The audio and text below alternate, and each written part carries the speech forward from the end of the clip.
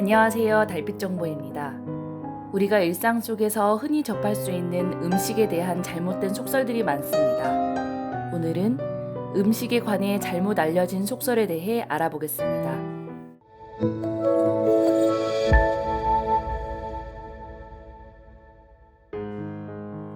첫째, 양송이 버섯물은 보약이다. 버섯물 성분의 99%는 그냥 물로 이루어져 있고 나머지 1%의 버섯의 당, 유기산, 아미노산 등의 영양소가 들어 있습니다. 몸에 직접적으로 영향을 주기 어려울 정도로 미비한 수치입니다. 둘째, 돼지 껍데기는 콜라겐 덩어리다.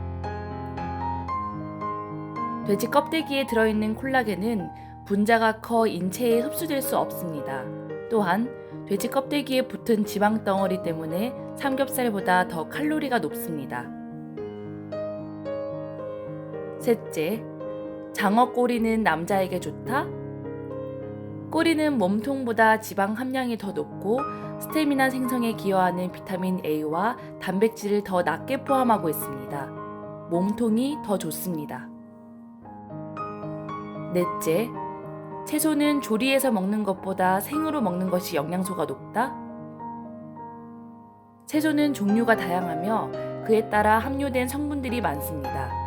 생으로 섭취하는 채소의 영양소가 더 풍부할 순 있지만 전체적인 채소를 두고 이야기하는 것은 아닙니다. 당근, 버섯, 시금치, 아스파라거스, 토마토, 가지 등은 조리해서 먹어야 영양소가 더 풍부해지고 생으로 섭취하는 것보다 익혀서 먹는 것이 훨씬 위생적입니다. 다섯 번째, 미세먼지를 배출하기 위해 삼겹살 같은 기름진 음식을 먹으면 도움이 될까? 미세먼지를 밖으로 배출하기 위해 가장 중요한 음식은 물입니다. 녹차의 타닌 성분이 노폐물과 중금속 배출에 효과적이니 녹차를 마시는 것이 도움이 됩니다.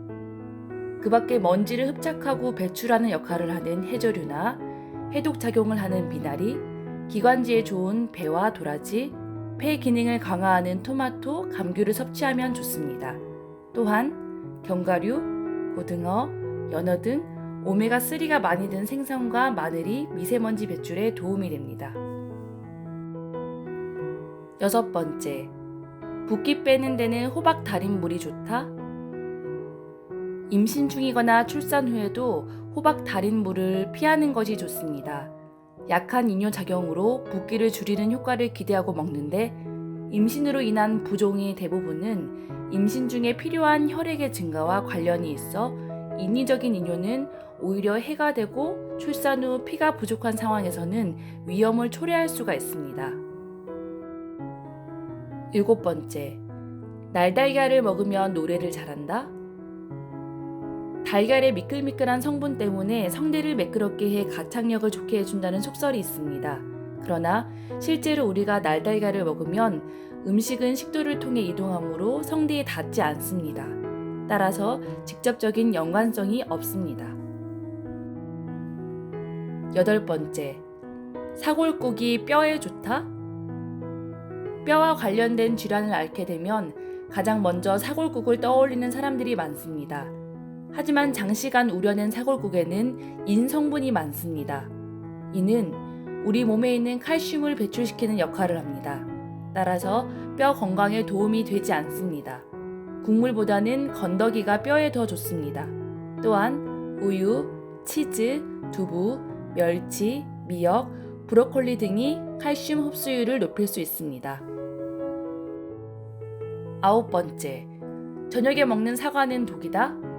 아침에 먹으면 금사과, 저녁에 먹으면 독사과?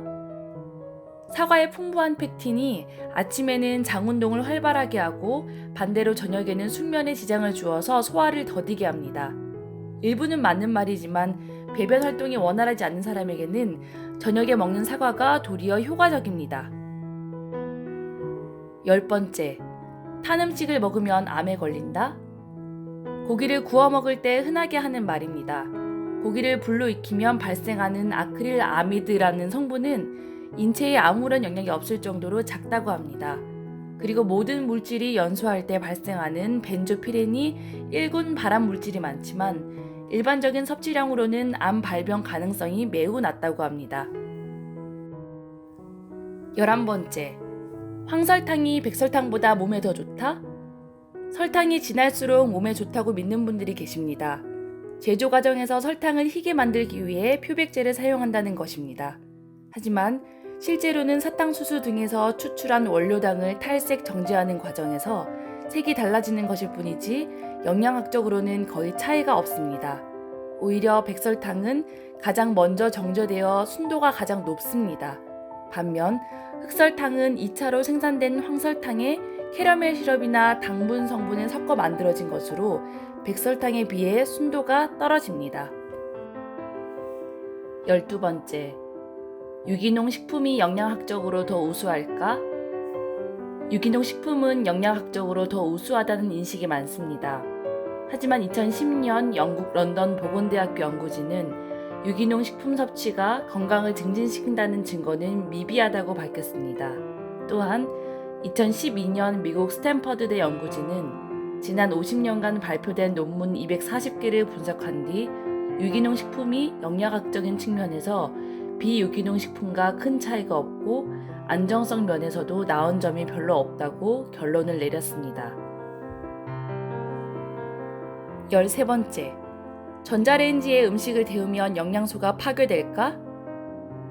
전자레인지가 다른 요리법보다 더 많은 영양소가 파괴하는 것은 아닙니다. 오히려 전자레인지는 음식에 들어있는 수분만을 가열하기 때문에 다른 조리법에 비해 영양소가 빠져나갈 가능성이 낮습니다. 특히 비타민 B, C, 아미노산과 같은 수용성 영양소는 물로 끓이면 영양소가 증발되기 쉽기 때문에 전자레인지로 익히는 것이 훨씬 더 좋습니다. 평소 우리가 잘못 알고 있던 음식에 대한 속설에 대해 살펴봤습니다. 올바른 지식으로 먹는 음식은 우리 건강에 득이 되나 잘못된 정보는 오히려 독이 될 수 있습니다. 이상으로 음식에 관해 잘못 알려진 속설들을 살펴봤습니다. 달빛 정보의 영상이 유익하셨다면 구독과 좋아요를 눌러주세요.